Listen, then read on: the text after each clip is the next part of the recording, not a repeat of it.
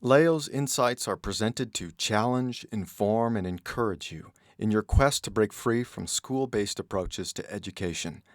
Building upon a foundation of unschooling, we sincerely hope these insights help you to consider how education can be truly unlimited. If AHEA is informing us that it has taken decades to get this notification only option passed, is it possible that it is no longer needed? Or does it indicate a level of ineptitude on AHEA's behalf or intransigence on the government's part? Perhaps all of the above. Until my facilitation visits this year, I was completely at a loss as to why anybody could see notification only with no funding and no school supervision as a positive option. Now that I've come to see just how abusive some of the home education providers can be, I can understand that some parents may want to escape the tyranny of school and agencies who believe they know better than parents. What a heartbreaker to me. Once upon a time, I saw my competitors as colleagues in the common goal of validating parental claims to authority and responsibility in education. Now I see them more as compromisers, far more interested in leading their flock back to the better paying public programming we were all wanting to escape at the dawn of this province's home education movement. Since most providers now offer public programming, it becomes easier to understand how AHEA could have simply embarked on a similar path of tacit recognition of government claims to authority in education. I must admit that I have had to change my mind respecting how notification only may have become so important to AHEA. But then again, was the question of who or what is an authority even considered? Aside from perhaps seeing a need to once again provide a path away from authoritarian educators, as was the case in the beginning of its mandate, it must be understood that AHEA was also in desperate need of demonstrating that it still had a function and purpose, having essentially drifted into irrelevance under the tainted leadership of a fully conflicted executive board of recent. Let's say AHEA needed something to reinstate it to a place of relevance. One would think the first place that it should have gone is back to the membership before going to the government with this plan. Without consulting the membership and truly without seriously seeking advice from people with greater experience and know-how, somebody determined that what the province needed was yet another way to acknowledge government authority in education.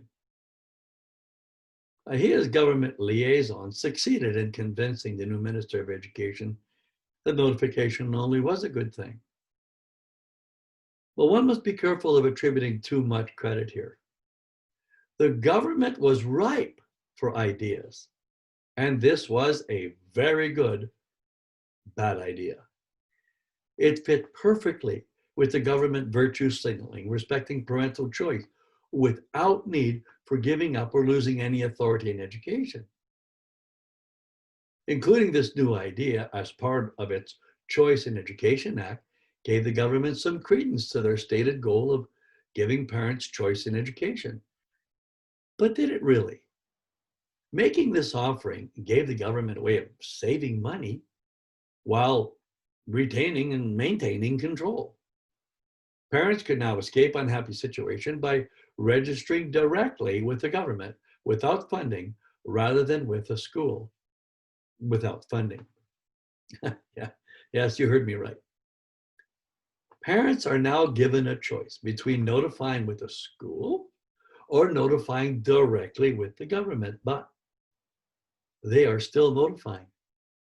Parents are now given a choice between refusing funds directly from the government or declining it from a school.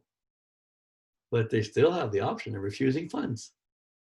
Oh, parents now also have a choice between having no service from a school or having no service from the government. Either way, it is no service. I can see how those already with a questionable provider might think this is an improvement.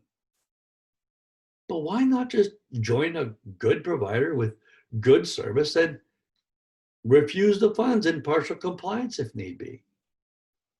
This way, all the government expectations are met. The parents are protected with much more autonomy than when directly under the oversight of a government bureaucrat that likely knows very little about home education.